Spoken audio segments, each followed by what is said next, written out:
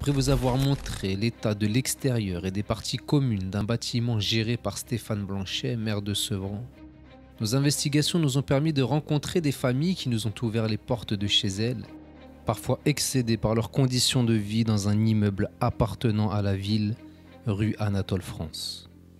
Voici l'appartement de l'une d'entre elles. Donc nous sommes dans un des appartements de l'immeuble que nous avons visité, je vous laisse me suivre.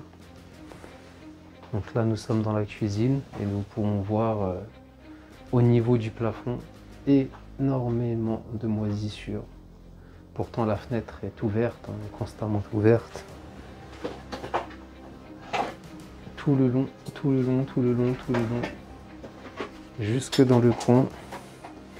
Ce qui a fait cloquer forcément la peinture. On voit que ça continue sur ce mur. Il y a de la moisissure sur tout ce mur-là aussi. Donc le volet qu'on voyait à l'extérieur, je vous disais qu'il ne s'ouvrait pas, le voici. Donc depuis que la famille s'est installée, il ne s'ouvre pas. Ils l'ont signalé à plusieurs reprises, mais rien n'est fait. Et visiblement, les services auraient dit à la famille que ça resterait comme ça. Donc là, nous sommes dans une chambre du même appartement, avec pareil, de la moisissure sur le plafond, dans le coin. La famille nous affirme qu'ils ont fait à plusieurs reprises la peinture, comme dans la cuisine, mais que ça revient toujours, au bout de quelques semaines, quelques mois parfois, et que ça revient incessamment. Donc toujours dans le problème d'infiltration et de moisissure, on peut voir dans une autre chambre de l'appartement, parce que nous sommes ici dans un F4, toute la moisissure qui apparaît au plafond, sur le mur. Ça descend jusqu'en bas du mur et sur les fenêtres. Ils sont obligés de mettre à l'abri certaines affaires dans des bacs en plastique étanches pour éviter que ça ne contamine l'ensemble de leurs affaires. Ça continue donc tout le long du mur jusqu'à l'autre coin là-bas.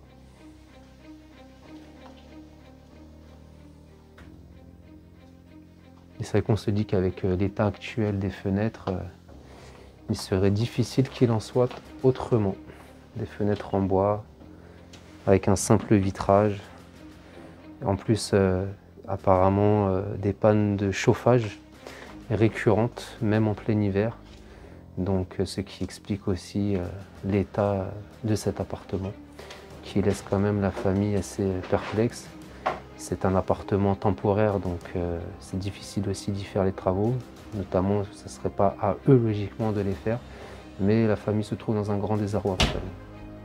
Donc madame nous dit que son mari est plombier, et c'est donc lui qui a procédé au changement complet des sanitaires ici. Donc c'est lui qui a tout retiré, l'ancien bloc, et qui a remis donc des nouvelles toilettes, sachant que la ville aurait dit à cette famille que c'était à eux de faire tous les travaux dans l'appartement, qu'ils avaient conscience que c'était un appartement qui était dans un mauvais état, mais que ce n'était pas à la ville de faire les travaux, mais bien à la famille. Donc ils essayent de faire comme ils le peuvent avec leurs moyens, mais c'est très difficile. Rappelons que la commune de Sevran prétend lutter contre l'habitat indigne et dégradé. Comment M. Blanchet fera-t-il pour lutter contre lui-même? Le service d'hygiène osera-t-il visiter cet appartement et mettre en demeure le premier magistrat de la ville afin qu'il effectue les travaux nécessaires au rétablissement de la dignité de cette famille dont les enfants sont aujourd'hui exposés à de telles conditions? Affirmation.